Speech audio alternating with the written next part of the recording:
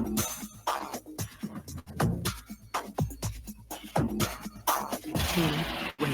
mustache ready. What up, and welcome to episode 31 of Siege the Show, the #1 podcast dedicated to the Rainbow Six Siege community.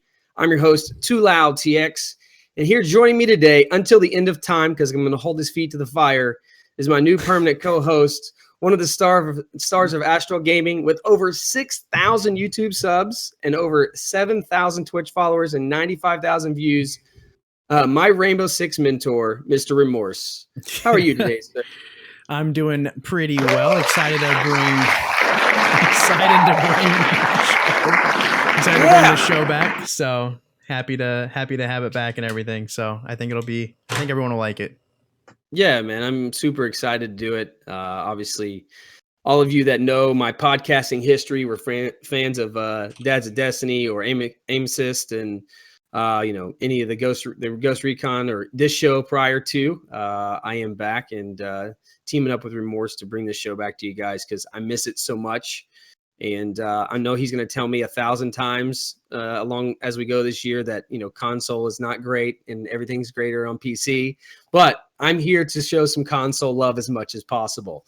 So, but our first guest here, when we get back together, and of course, first guest of 2017, is one of my favorite streamers. He doesn't know that actually when Remorse asked him to join the show, I had been, I guess you could say, Tomming his streams from time to time, jumping in over the past few weeks. And he's a pro player for Continuum esports. It's Continuum, right? I believe that's how you say Continuum, it. And with almost 3,500 Twitch followers and over 23,000 views. And not to mention, of course, he has an awesome name because his name's Troy, just like me. And captain of the World Champions of Season 3, Mr. Troy Canadian. Way to go, buddy. Thanks for being here. Thanks, man. Pleasure to be here. Yeah, glad to have you on. Quick shout out before we get started here to Teched Out and Hambone, the guys that were hosting the show with me prior to, and all the hard work they put in. Really appreciate that. They were with me on season 1 and 2. We kind of dropped off for season 3. And just want to say that we, thanks a lot to them for helping us build it up and get it started, get the layout, things like that done as far as the show goes. And we look forward to hanging out with them and having them on sometime as well. So why don't we just jump into it here? And Troy, tell us a little bit about yourself, how you got into gaming and how you got into being in the pro scene of Rainbow Six Siege. I actually got into gaming. Basically, I'm just a really competitive person. I started out playing hockey at a really, being the stereotypical Canadian that I am. And I had too many concussions, basically. I quit playing hockey. I couldn't play sports anymore. So I just basically played video games for my new competitive. And I just kept playing until eventually I found Siege. I previously competed actually on console playing Call of Duty. And then I found Siege. That's where we all started, man. Yeah. And then I found Siege and kind of fell in love with it and been playing ever since. Yeah. How'd you end up on the team you ended up on? When I first got the game, I just kind of started solo queuing ranked and just basically added, I had no people that played the game. None of my friends played the game. I just added basically all the people that I played against that I thought were good, and I just eventually I added MVK. So what you're saying is you didn't add Remorse. That's what you're saying. No, never add Remorse. He really didn't. Wow. Yeah. So yeah, I started out and just would add. I would play a game and be like, "Oh, this guy's all right." And I add him. I'd make a pre-made, play with him, and kept going. Eventually, I found MVK and Distilled. I played with them. We made AOX, and then from there, just playing ESL, finding new players to play with and whatnot. Yeah. And obviously, you guys won season 3. I mean, how'd that feel, buddy? Felt great, especially be the only NA team to do it so far. Even NA team to come close. I mean, we went to finals before when I was on Orbit, but we kind of just got stomped. It wasn't very close. And of course, we're talking about on PC, Master on Race PC, for you guys. yeah, So yeah.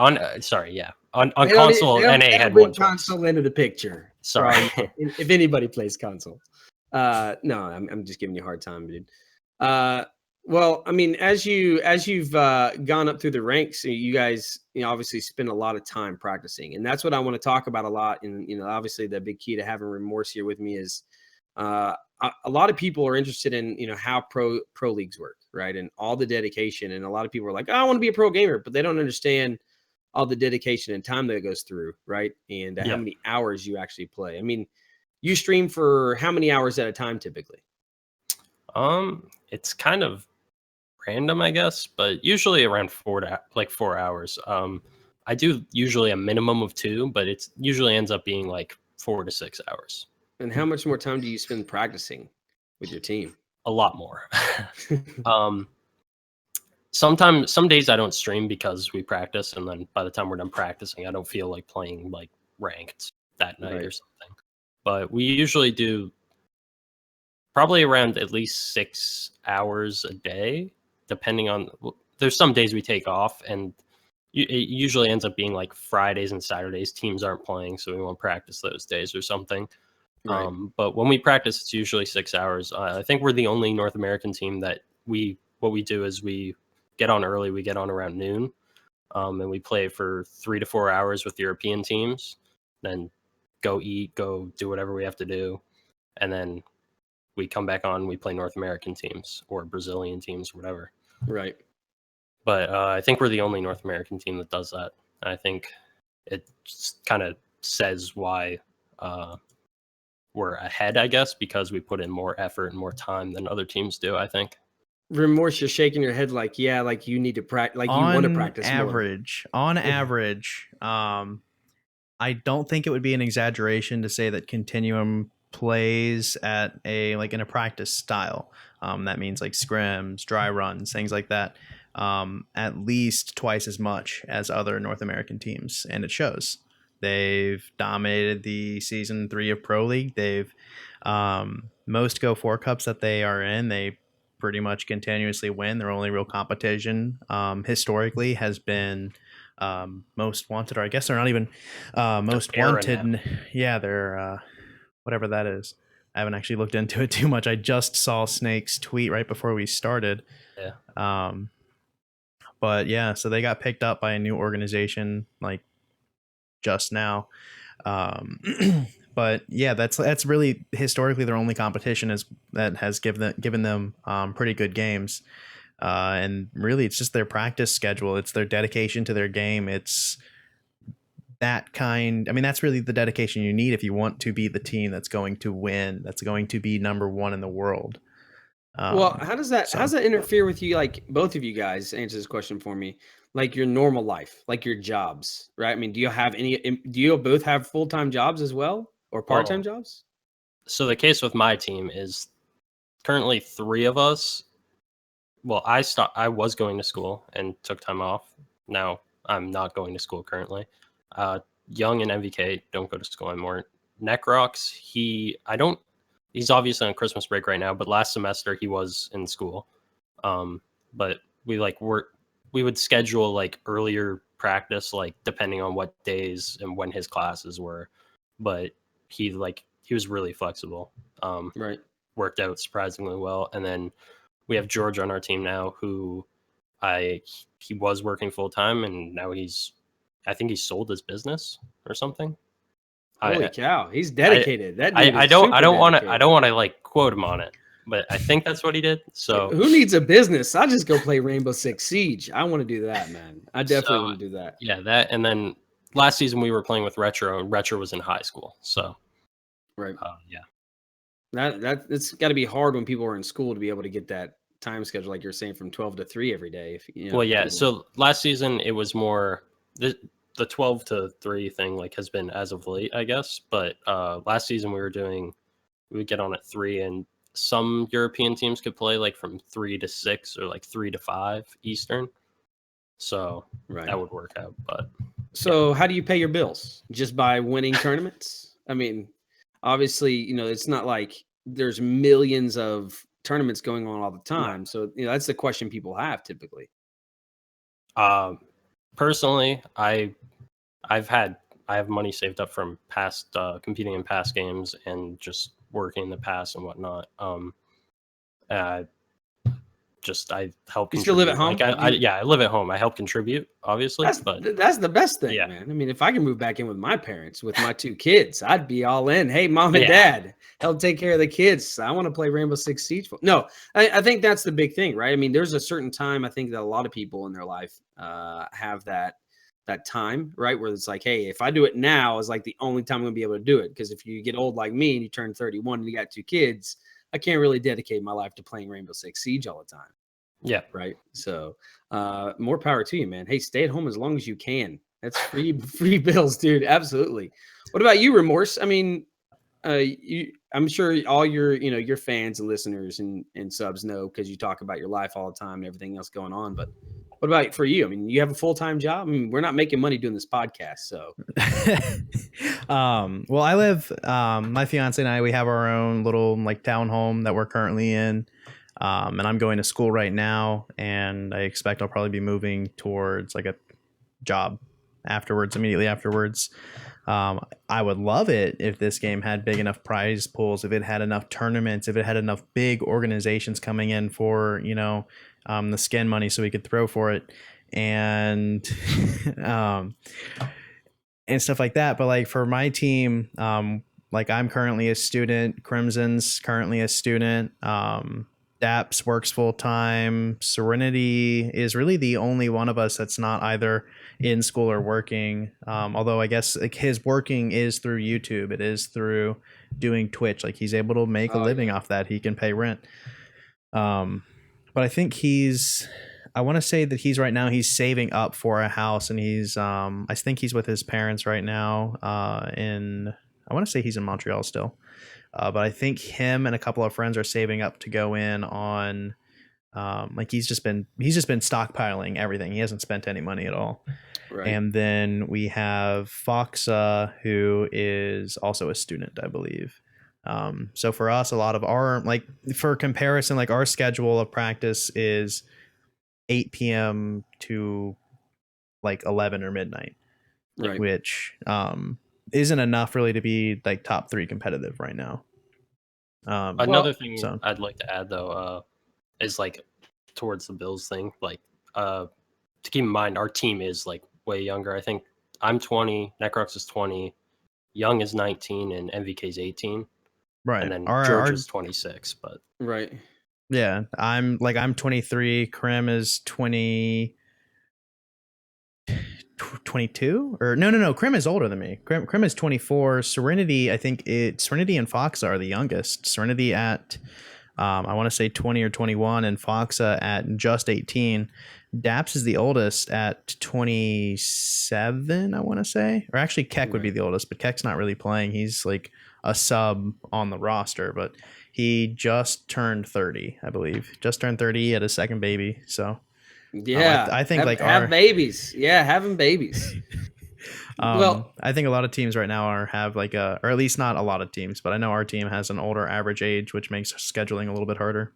Yeah, and that's what I was saying. Whenever as the older you get, unfortunately, for all you people out there that are young and love this game and want to play it pro style, and go for it now, because the older you get, the tougher I think it does get, and obviously there's a common denominator amongst all the teams. It sounds like even with you guys is most of the guys are younger guys, right? And they're able to really put it all out there and run after it. And, you guys are kicking ass. So that's a good thing that you're taking the opportunity to do that. So that's really cool. I just wanted to give a little bit of insight to people that would be like, hey, I really want to do this. What's the circumstances that these people have to deal with?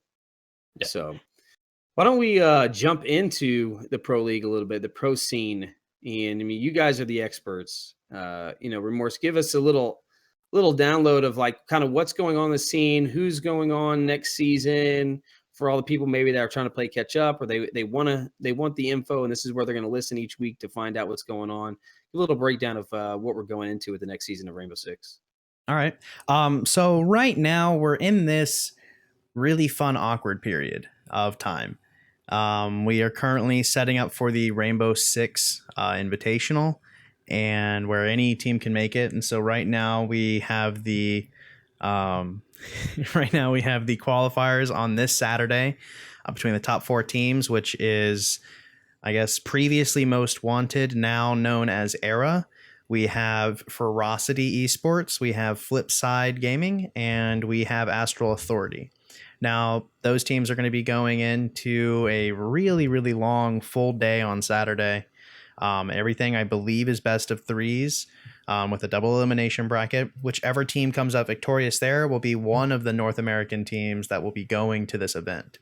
The event actually takes place, Troy, fill me in here, I want to say it's February 5th or something. 3rd through 5th. 3rd through 5th. 3rd, Okay. 4th, and the 5th. Okay, yeah, which is going to be a big 3-day event. 100 grand per 100 grand per platform. Per platform. Yeah, 200 grand total for the event, 100 grand per platform. And is that the highest prize so far? By far, yeah. Well, 25 grand. So it's 25 grand bigger, but another thing to keep in mind is that all the previous prize pools were split between 8 teams, and now it's split between 6. So it's like bigger shares for everyone, or better splits, I guess. Right. So there's obviously top team wins the most money. So what are we looking at as far as the pools go? Like how would it typically break down? They haven't released the like how it'll be split up for this event. It's just that 6 teams, 100 grand split amongst 6 teams, basically. So I got to ask real quick. I'm going to interrupt you, Remorse, because I need to ask this question to him. Troy, what did you buy? What is the one thing you went and bought when you won season 3? What did you have to have? I didn't buy anything. You didn't buy nothing? Nothing like special. I didn't like. Actually, well, okay. I bought this microphone. But it wasn't like nuts. It wasn't like, oh, I need to buy something. Like it was. I needed a new microphone. It wasn't like something I really wanted or something. Right. But yeah. So you didn't have your eyes set on something like, hey, if I win this prize, I'm gonna buy this. No. All right. I would already have that lined out. I'd be like, hey, if I do this, I'm gonna pay off my car. I would definitely be trying to do something like that. So, all right, go ahead, Remorse. Sorry to interrupt you. Oh, no problem. I was gonna say, yeah. I mean, there's only 6 teams. There were, I want to say 2 teams. Yeah, there were 2 teams, one from each region that was invited outright. They were given an invitation to come to this event. So that's one from each region, North America, EU, and then also from North America and EU is a qualifier tournament, which is where those like any team can go if you can win. That same exact qualifier is happening in Brazil, or I guess Latin America, and it is also happening over in the Asian Pacific area for one team from there, for a total of 6 teams going to this event per platform, 1 for console. So I guess it's going to be 6 PC, 6 Xbox, and it'll be a big old 3-day event. So it should be interesting. We're going to see 2, I guess, at least relatively unknown to the North American, to the EU players, or I guess fans. So we're going to see 2 brand new teams in regards to that, and probably 2 pretty predictable teams for the other 2 fill spots for the qualifiers. Cool. And obviously the Go Cup right now is filling those other spots, right? Is that how it's working? No, there's actually an entirely separate cup. They did previously use the Go 4 cups for these qualifiers to get into the next stage of Pro League. However, a lot of people complained about that. A lot of the other pro teams were complaining because they were like, well, we use this for our it's for prize. It's for prize money. Like, why can't we play for prize money? So they actually made an own separate event on Saturdays where teams qualify to get into the top 4, and then they do a playoff of that top 4, and that's what's happening this Saturday. So is that you top guys 4 competing in that as well? Mm-hmm. Yep. It's gonna be a really, really long day. So I'm just really excited for. If we were to win, that means we would have to play like 4 best of 3s. Well, actually, yeah. Not necessarily teams. Yeah, I'm just talking about best of 3s. Yeah. If you were to, if we go down one, then if you just go straight through the winners bracket, it's just 2 best of 3s. Is it really only 2 best of 3s? I thought it was there's 3. 4 teams. There's 4 teams. You win the first best of 3, you're in the finals, and then you win the next one. Oh wait. No, it's 3. It'd be 3. Yeah, 3. And if you're in the winners bracket, the last one, you're up in 1-0 map count. Right. If you win the first 2 best of 3s, then you're up 1-0. Yeah. But so you Troy, just have you to guys win don't have one. to play in it? No, we got directly invited. Okay. So I'm already fancy. We're already. That's the top 4 teams from last season, just to reiterate, correct? No. It's they just picked 2 teams, 1 team from North America and 1 team for Europe. Okay. To directly invite to the event. Right. And this isn't the pro league. This is like an end of year event. It's rumored that there's going to be, I mean, it's implied that there's going to be a season 4 pro league, that it will be a continuation, although I guess they'll call it season 5. So, I mean, unless they decide to call it season 4 in season 5, I don't know what they're doing. They're also like for this next year of like content, they're also restarting the namings for it. So it's going to be season 1, 2, 3, and 4 all over again. So that'll be nice and confusing. Very thrilled about that. So maybe it'll be season 1 of Pro League for the second time. I don't really know what they're doing. So Troy, if you want to be the only season 3 winner, you have to win season 3 again. Right. So just to confuse everybody, as we talk about this throughout the year, that's going to be season 3. Which one? which season 3? Year 1, year 2, year 3? Well, it was actually season 3, year 2. I don't know. It's confusing.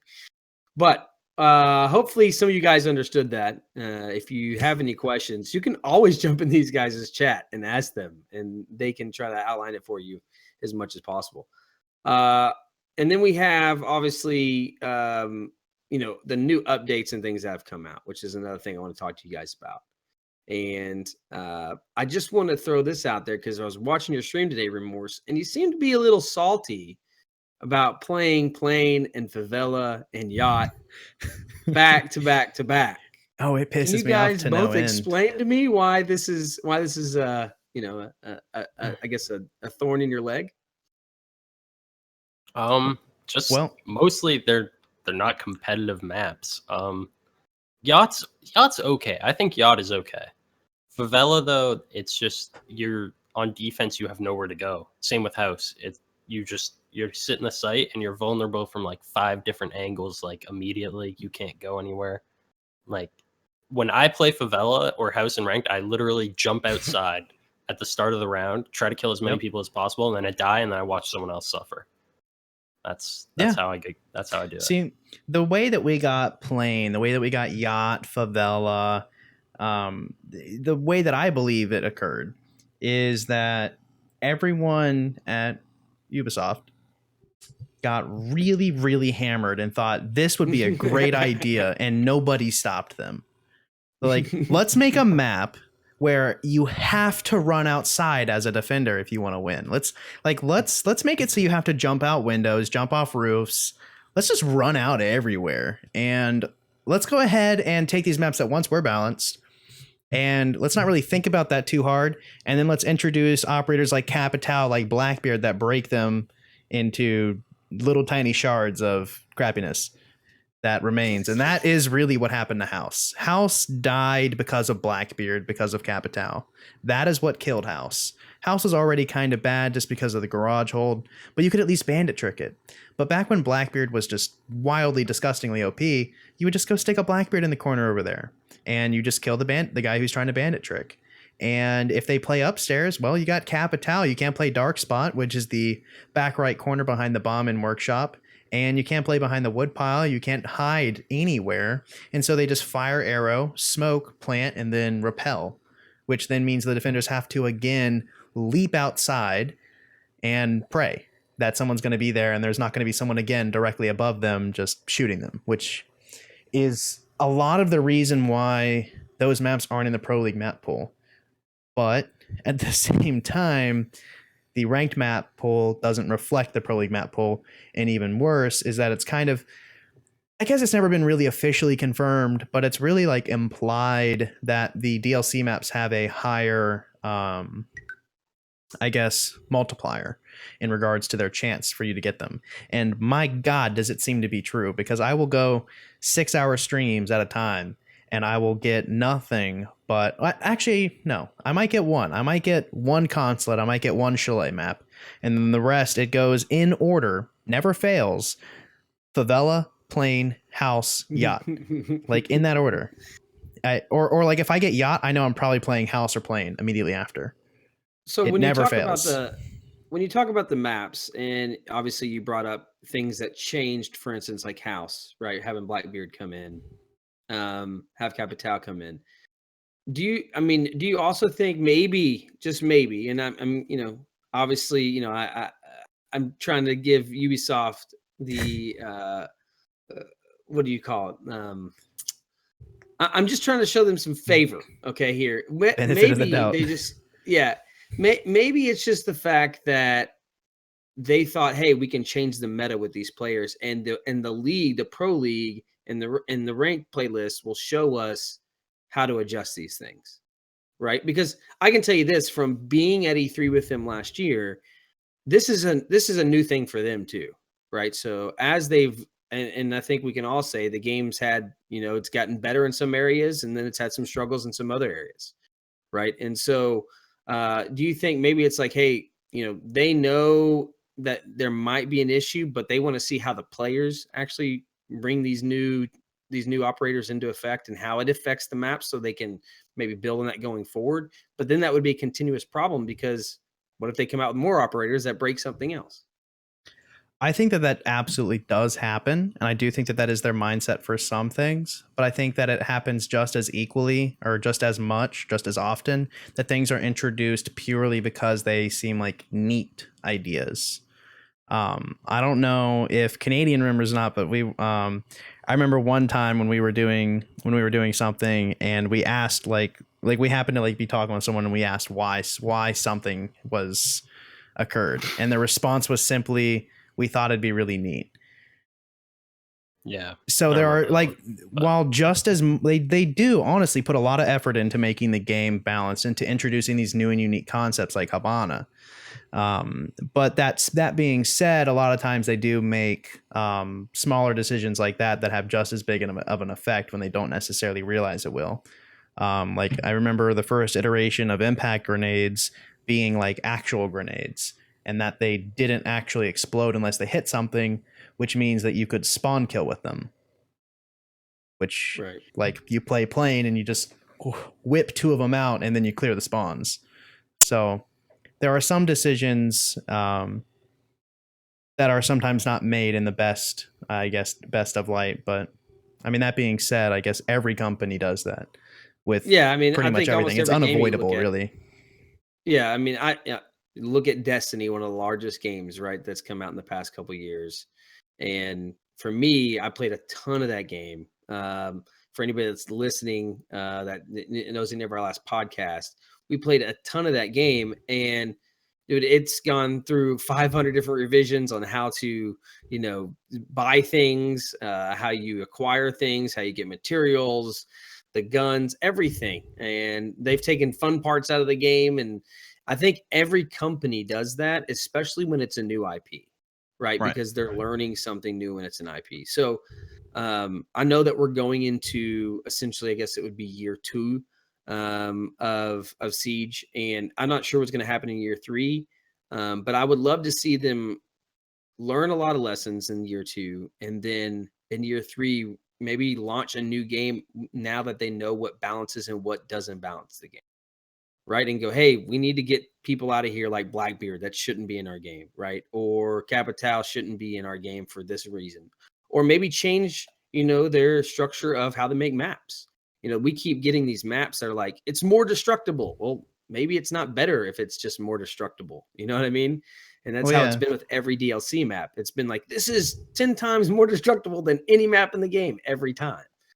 Well, actually they actually did have different themes with each one.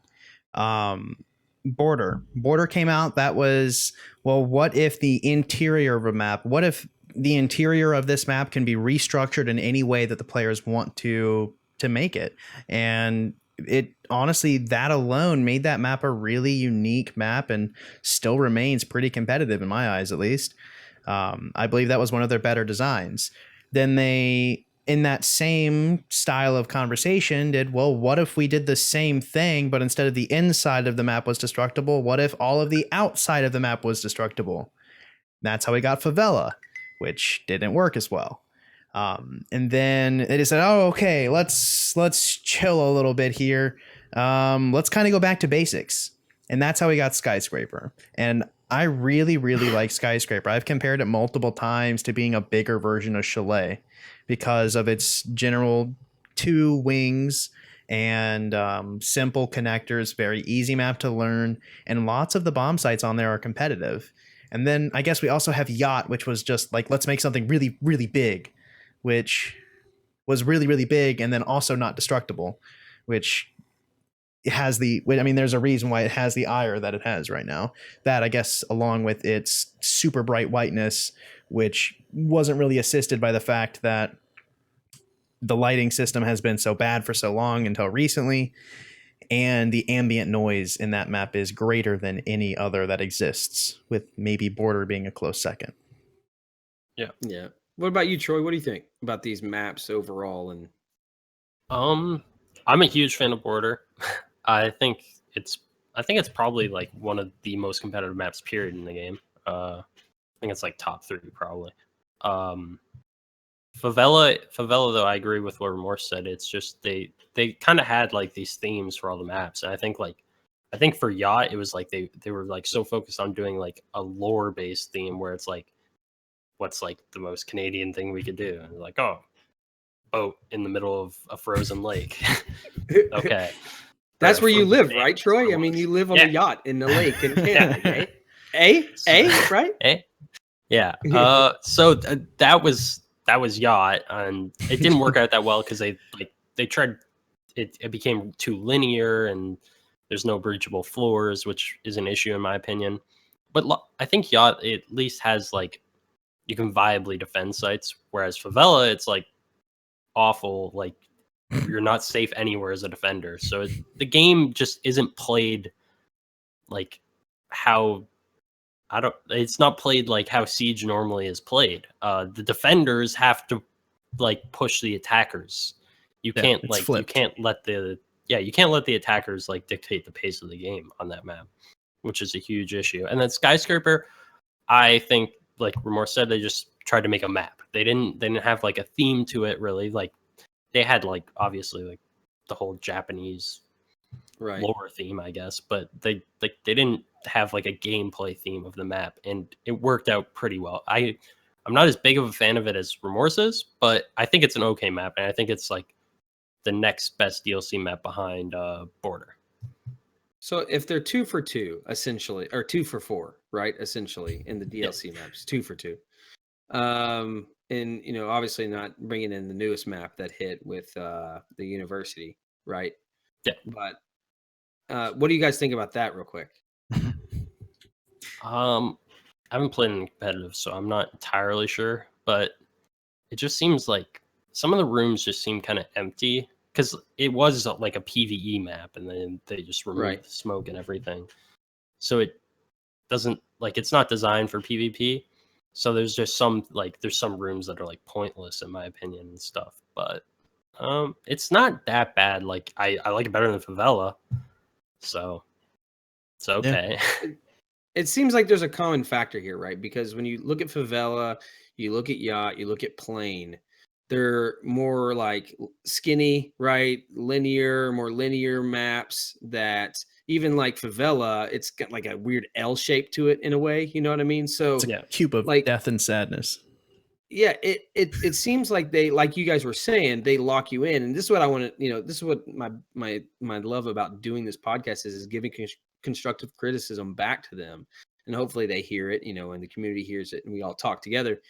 Is that like all the 2 maps that we seem to like a little bit, Border and Skyscraper, they're that more boxier style map where you can move between the floors in multiple ways, right? You don't feel confined to like, outside walls right to your left and right to your right.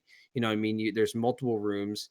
And it seems like the ones that you guys don't like, and I think for the majority, the ones that the community doesn't enjoy playing very much, is that long linear map. and hopefully they take that feedback and they go back to the drawing board here in year 2, and they create more maps, like we're saying, more big open maps that we want. I think before they were trying to push us in with those maps, they're trying to create engagements instead of let engagements happen. Yeah. So, I mean, how do you feel about that, Remorse? I mean, there is like a fine line though. You can't be too big, because that's kind of the issue we see with Bartlett. And I don't hate them for Bartlett. I'm not going to hold that against them. It's a PvP map that Reddit wouldn't let go of. God, I wish they just let go of it. Like, where's Bartlett, Epi? Like, come on. But it's a map that wasn't truly intended to be a PvP, and it does show that in a lot of its elements, with the introduction of 120 windows where you can get shot from anywhere from as you're an attacker. Make sure to check every single one of them as you approach. Might as well leave the drone in the spawn so you can drone yourself through before you leave. It's things like that which aren't necessarily their fault. It was a great design. It's fun to play, and I loved that situation, and I would love to play that map in a PvP or a PvE situation. But as a PvP situation, it is not only colossal. It has far too many windows sticking to the outside and way too many empty, wide open spaces. That being said, it's a beautiful map, and I really enjoy kind of just in general going around and going through it, but it just opens itself to too many issues.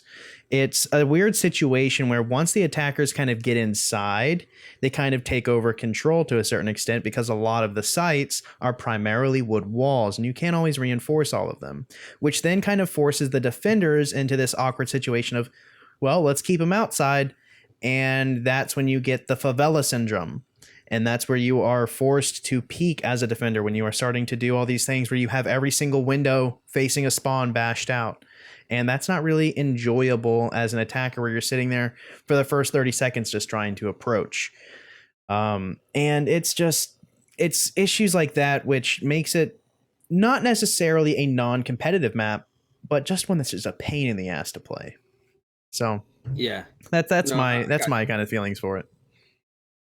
I just hope that they take the feedback, obviously, from you guys, from the community, and as this game moves more towards, I believe, being more competitive with every step that we go.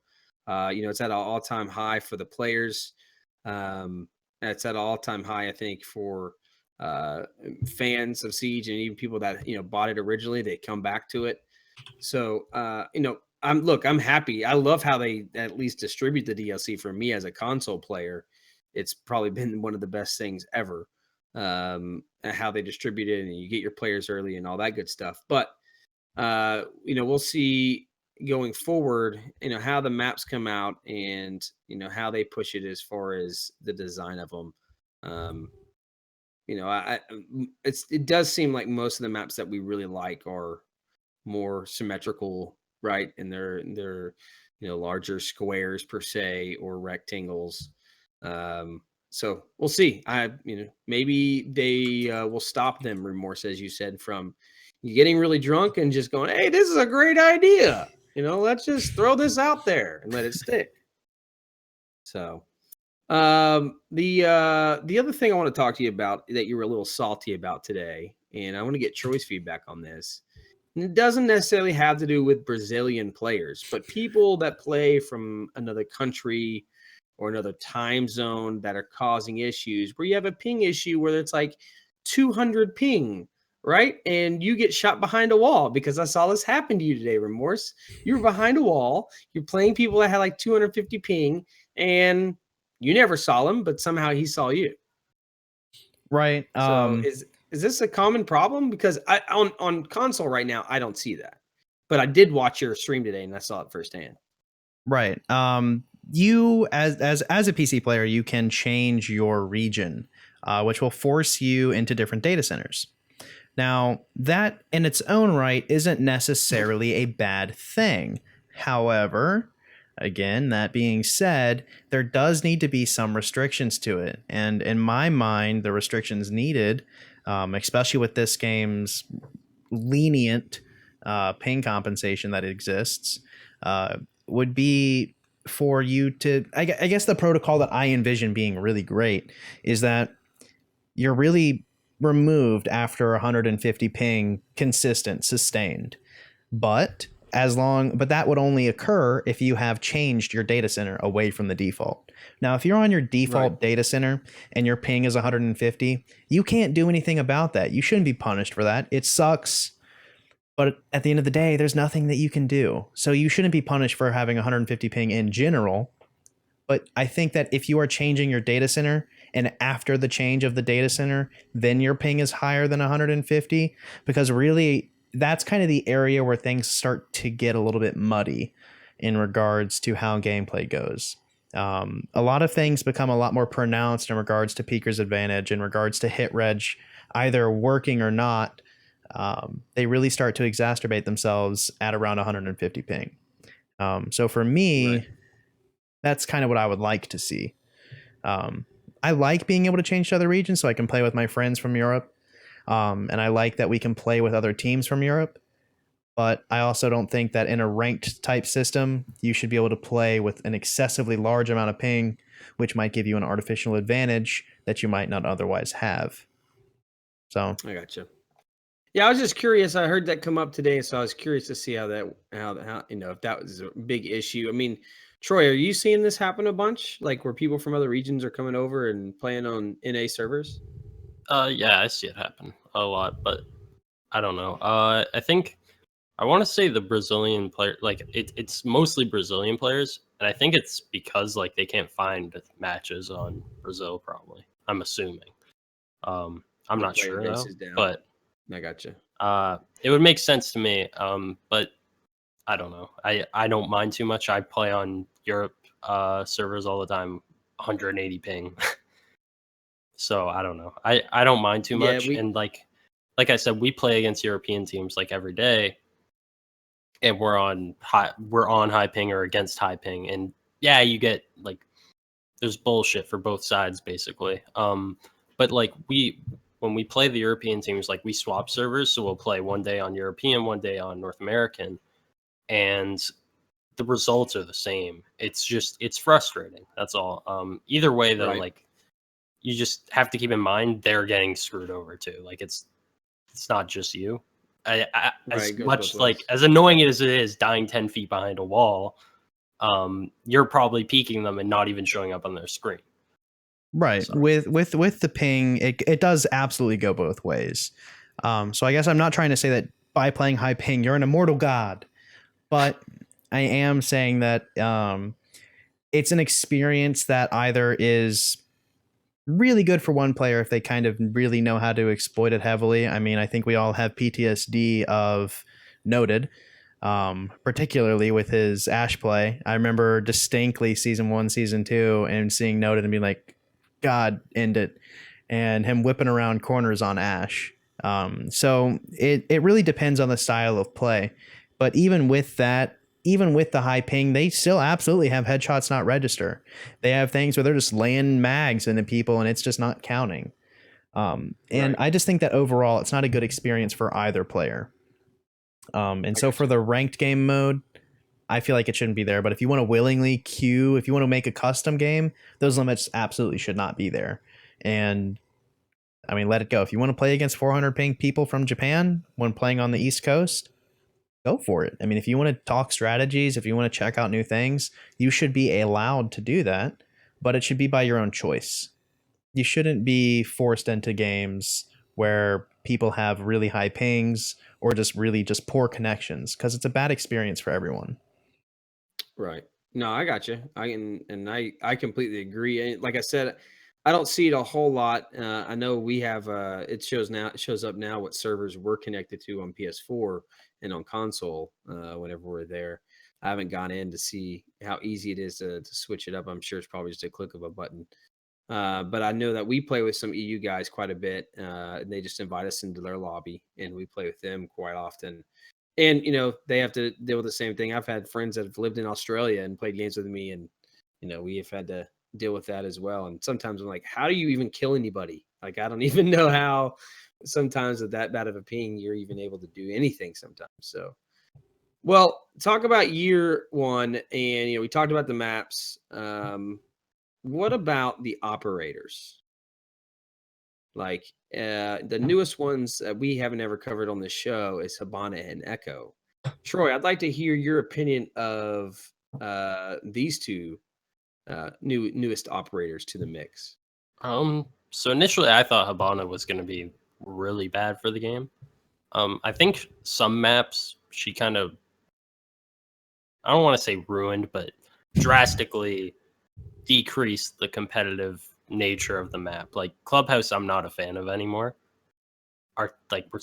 We can still play it and everything, but I'm not as big of a fan of it anymore because there's a lot less strategy going into it. It's just, hey, open everything. Yep. Go. Right. And it's not, I don't know. I liked it before because there was like 3 different viable strategies you could go for, and you had to like read into how the opponents were set up and would like call which to go for, which attack to go for, depending on how they were set up. Or like there was more options, and now it's just you have all these options, but it's just there's no tell to what option you're going for. It's just, hey, open everything and go. Yep. Like, right. So it's kind of annoying, especially when the other bomb sites on the map just aren't that defendable. If there was other bomb sites on the map that you're like, this one's okay, I can defend this, then yeah, you could do that instead. But they aren't.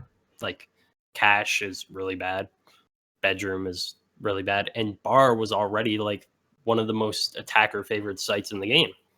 It was so, I don't know. I'm not the biggest fan of how it affected Clubhouse, although I thought it would affect like Chalet, Bank. There's another map. I think Oregon. Oh, what was the other map? I think there was another map. Especially Oregon, right? I thought there was some maps it would just destroy. Border. Depends. Border, a little bit, I guess, but marginally. I don't know. There's more sites you can play. Like the top floor site didn't get changed, in my opinion. Yeah, at all. Yeah, Border has options. Fun. Yeah. Yeah, just made like as long as like the second site being not as defendable anymore, I don't mind that as much. But in the case of Clubhouse, it's like, well, your first site isn't even that defendable, and that's not fun. I don't know. I don't like it. So, but Habana ended up not being as bad as I expected. They added her just to basically because no one likes to play Thermite, and Thermite's always picked. They just want someone else to be picked, and it does give you the option to not run both and just run Habana rather than Thermite. But I think in most cases, you probably should run Habana and Thermite. You don't lose anything. In competitive. Yeah, you don't lose too much. Yeah. You can maybe get some more nades, but the additional pressure of having something open, unless there's literally like there's nothing else to open. Like kitchen trophy on Chalet. Right. Okay, you're gonna open a hatch or a wall. Yeah. What do you only need one. But like Oregon, you might as well take both so that like construction is still viable if you need to rotate there. Bank, you need both. Yeah, plenty of maps. You should take both. Echo, he's okay. He's just basically like a budget smoke, in my opinion.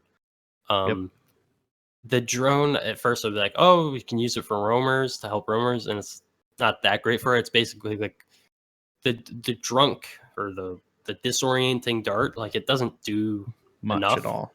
Yeah, it doesn't do much. So it's basically just another Valve cam. If you like, if you're going to use it for roamers, and then to deny plant, it's pretty good at denying plant. So if you want to go like overkill on denying plant, you run like C4 with smoke and echo, and then you can deny plant for a really long time. But it's really site specific. And then, like I said, smoke has a pump shotgun and a SMG secondary. Echo has a pump shotgun, SMG secondary. They both have barbed wire. So it's like, at the end of the day, Smoke's gadget is just better, like universally. Yeah. So you might as well take Smoke. If you want both, you can. But Echo's just not that great in competitive. He's okay, though. I don't think he's Caveira level of bad. He's just okay. Yeah, I feel like with him, in my opinion, as a non-pro player, is that it takes me out of the mix too much, right, when I'm playing him. Yeah, especially right. especially if you're like solo queuing, like, and you have no team to help you out. Like, it's just, to me, it's like taking you out of the mix. And I think good Valkyrie players are hard to come by because of how, how often do they get off the cameras, and how good are they at providing your information. So I like, that's the only reason I don't really like him, is because, like, for me, at just a basic level, he just takes me out of like being able to play. When with smoke, I can throw my smokes and I'm immediately, ready to go ahead and, aim down side or move around or whatever very quickly.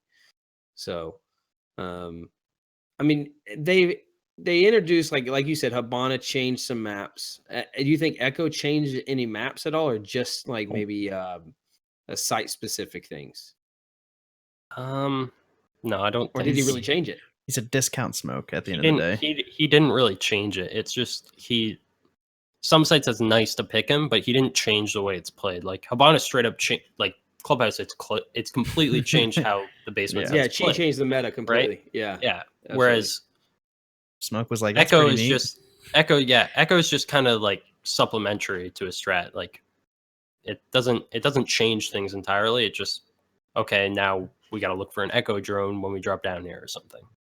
Or when we Right. go into plant, look for the Echo drone. Sometimes like you'll drone into like Consulate Garage, like you'll drone into the site and like look at the ceiling. Oh, where's the Echo drone? But again, it's not that useful. It's just depending on how the team wants to set up. If they want to set up like purely to play really passive and deny plant, then they can run Echo and just add it onto the smokes. Right. Well, I got two more operators I want to bring up real quick to get y'all's feedback on some of the changes. And the first one is your favorite, Blackbeard. Remorse, you wanted to talk a little bit about this nerf. What do you think, man? Well, Troy and I have actually talked about this in the past before. And I'll admit I was too I did overreact to it a little bit in regards to saying like it to clarify, Blackbeard isn't dead. He's not dead. But I do think that his overall usefulness is really, really diminished. Now, in a lot of previous situations, you just pick Blackbeard just because he was stupid OP and he'd win damn near every fight he enters. Now, Blackbeard is still good, but only in the strategies where they really, really hinge upon you having to lock down a single angle. Now, some people argue that Blackbeard should still be played really aggressively, like the previous iteration of Blackbeard playing Aggro Beard essentially, constantly coming around corners and Aggro Beard. stuff. But I don't think that that's really easy to play as much because the ADS time was tripled. And Right. because of that, it means you have to go down a hallway ADS'd.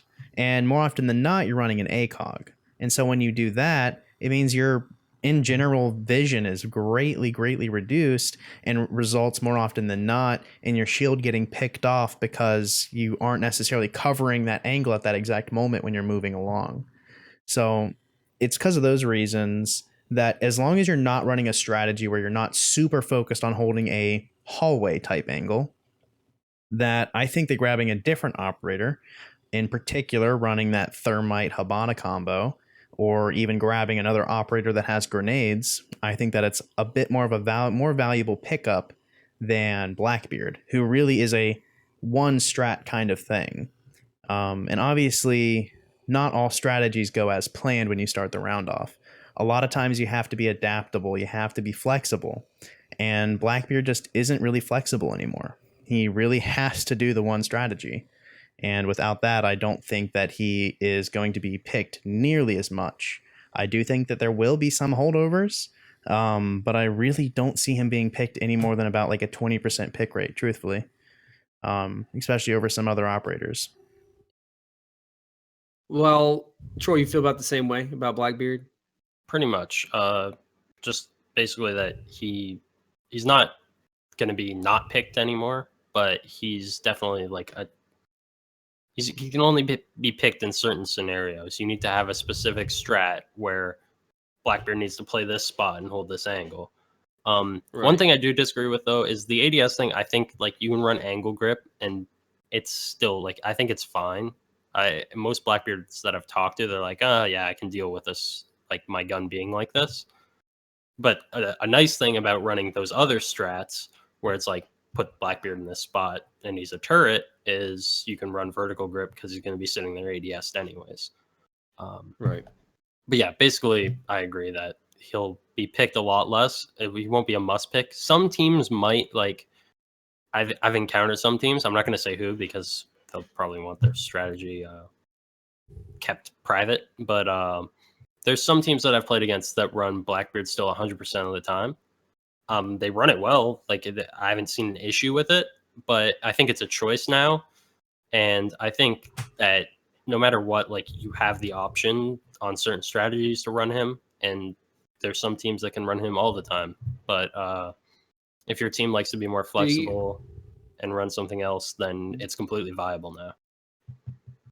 I mean, It's as play a player, or maybe if you step out of the pro shoes you guys sit in, I mean, isn't it good to have a good group of these operators that aren't necessarily picked every time, right? To mix up the game. Oh yeah, absolutely. I think it's great. I'm glad.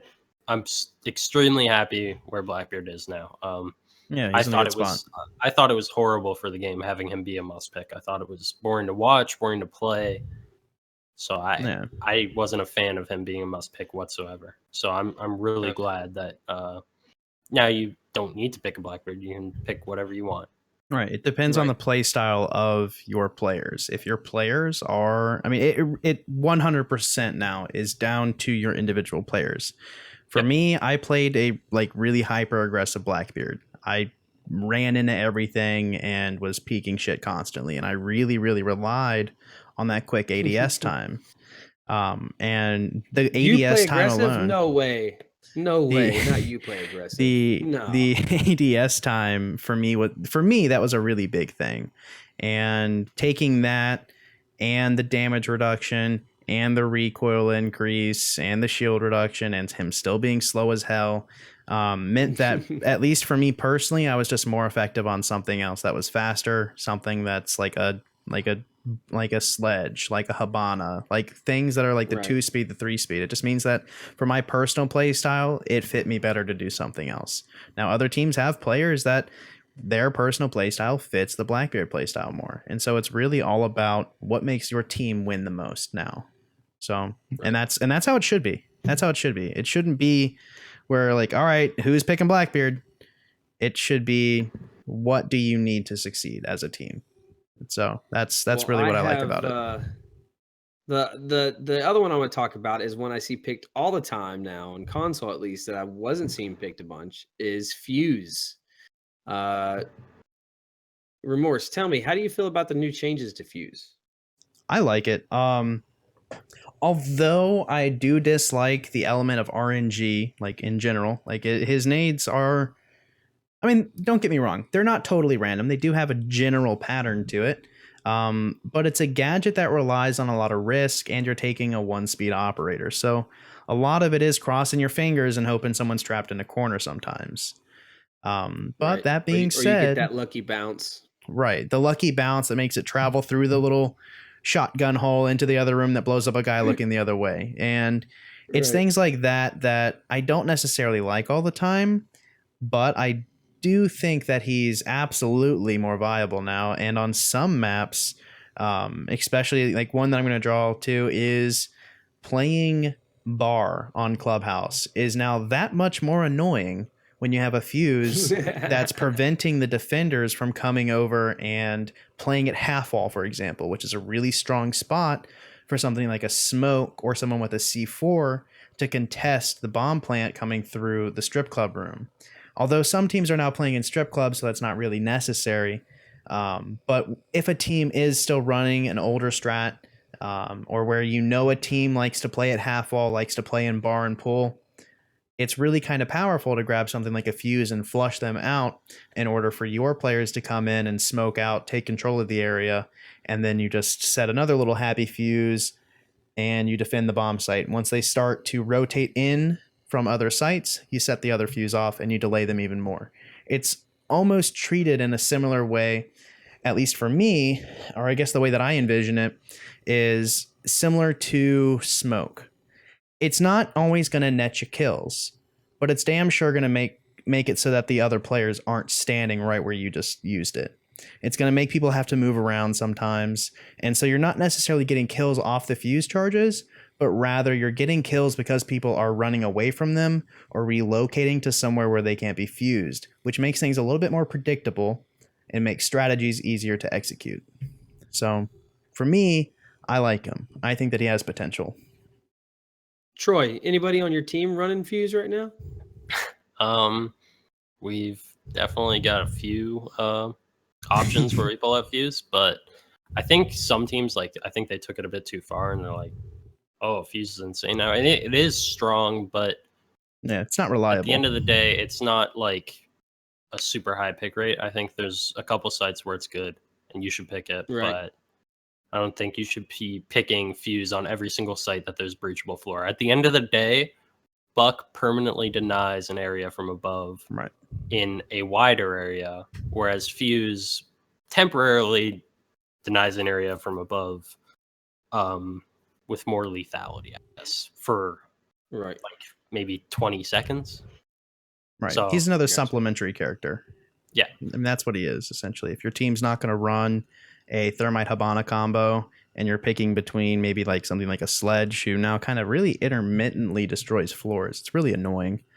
Yeah. And something like that. I agree with you on that. So it's another operator that's now a choice. Although his pucks do seem a little bit too strong in their radius, it's not like it's a huge issue. You're not going and getting aces every round by placing a fuse charge. Like he's no, I guess what I'm saying is he's no Blackbeard bad. And realistically, anything nowadays that isn't as bad as launch Blackbeard, I'm okay with. So, for the most part, I'm okay with. You know, I want to get a tip from each of you guys. We have, I have one more thing I want to cover here tonight before we let you get out of here, Troy. It's our topic of the week from the Reddit. So let's go ahead and jump over to that, and I'll fill you guys in on maybe what happened around Christmas. Intel incoming for this week's subreddit topic of the week. All right, so obviously we just had Christmas, right? And what happens at Christmas every year on play? There's always Christmas noobs that come in, right? What we would refer to, I guess, as Christmas noobs. So I jumped over to Reddit, obviously full of these pleasant messages, you know, from people that are playing the game for the first time. I know, Remorse, you mentioned I believe right before you jumped on the stream, you said hello to some Christmas noobs, jumped outside, and I believe killed all of them in, I don't know, what, 8 seconds? Was that? I mean, it was really, really fast. There is a cafe. This guy might have run into you, but he says his name is Ascending LOL, and I'm going to read his comment first, and then I'll read the other one that we're going to talk about. It says, "I'm honestly 100% enjoying the game. My buddy got a copy for himself and me. It brings me back to memories of when we were playing Rainbow Six Raven Shield. I just wish vets could give it a rest. Maybe instead of insulting the way that we're playing or incorrectly using operator, or just give us tips. Was expecting a much more mature community going into this, but sometimes I feel like I'm playing COD with a bunch of weenie toxic kids. I believe it gets better, but if you notice a new player, don't be a dick. Get the community to grow and let the kids be kids." Right? And the topic that I have here is influx. This was by VertiCC. He said, influx of new players, aka Christmas noobs. So you want to get better at Rainbow Six Siege, and he lists a bunch of things. Obviously, instead of killing them, which is fun to do, Remorse, and running outside. I believe you did the second round in about 8 seconds and the third round in about 15 seconds, right? Destroying them. And you felt very bad on stream, just for everybody to know. He apologized. But what are your tips to these players? Like, give me some, 3 to 5 tips that you guys would have to say, like, for all these people that just got the game, that are running into this game and they're really enjoying it, maybe watching you guys play on Twitch. What are Troy, what are 3 to 5 tips that you would give these guys or gals? 5. My number one tip that I always say is use all your equipment. Just basically on attack, use both drones. Let's say you're playing Capitao, try to use both nades, both smokes, both fire arrows every round. Look for every opportunity to use all of your utility. I think that's a huge thing, because I think a lot of people just go into a round and they just play with their gun and they don't think of like the opportunities to use their gadget or their nades or drones or whatever. When I was new, I didn't drone at all, so I wish I droned sooner. After that, I'd probably say making sure to like maybe take the time to like go in an empty custom match and like I never used cams when I first started the game because I didn't know where the cams were. I would see someone on the cams and be like, oh, well, I don't know where he is. And then you mark them. It doesn't matter. They shoot the cam and then, okay, whatever. So take the time, find the cams in a custom game maybe to learn the maps. That helps a lot. And then also, I guess this probably isn't a good beginner tip, but it helped me a lot is just looking for every like destructible wall, because I didn't know for a while like what was destructible and what wasn't. I like found out so late into the game that you could blow up floors. I was like, oh my god, like you can get C4'd from like below. What? So Did looking it happen for by like pulse maybe the first time you just I forget what even happened, but like I just like was mind blown. I was like, oh, I can see underneath me. What? So yeah, looking for all the destructibility on all the maps, floors, everything, because there's probably a lot of angles and cool things you could do that you wouldn't think of because it's not traditional in any other FPS. Yeah. No, I agree. I think it's a really good point too, especially mixing the first point you had of using everything you have with the last point. Look for everything indestructible, because you're playing Buck and you're in house, someone's hiding behind the leaning bookshelf or dresser. Shoot through the floor underneath them, right? I mean, Obviously they got that hatch covered. Oh well, just shoot through the floor. I remember when Buck first came out, and I noticed that I was the same way. I was like, wait a second, I can shoot up through the floors. Yeah, kill people. Like, it's so profound. What about you, Remorse? What do you have? Like, what are your few little tips you'd like to give the people that just picked up the game? Well, I guess going off of what Troy just said with the destructibility of maps and learning the maps, I guess it's gonna be like 2 tips. Tip number 1 is absolutely, truthfully, before you go into ranked, just load up a custom map. It's gonna take. I mean, it's tedious. Don't get me wrong, it's tedious. But spend about 10 minutes on each map. Just walk around. That's all you gotta do. Walk around. Just make mental note of things. Whoa. Slowly start to cruise around and figure out where things are. Absolutely look at where the cameras are. Just become familiar with your surroundings, really, and kind of go off of that. The second one would be, there's great tools now. This game has been out for a year, and now there are things that we didn't have access to when we first started. There's a website. I'm going to link it in the chat. It's called r6maps.com, and it is the easiest thing. And I've even used this like a week ago looking for wallbang spots. It is absolutely exceptional. When you go through, it has everything color coded on what's destructible, what isn't destructible. So you can go in and you can look, and anything shaded a certain way is a floor Troy's that you going can to go right through. now. Look at him. Yep. It's a really easy site to use, and even more so, it's something that can teach you the call outs of certain rooms. So it's kind of your one-stop shop. It's the stuff that we always used for Counter-Strike.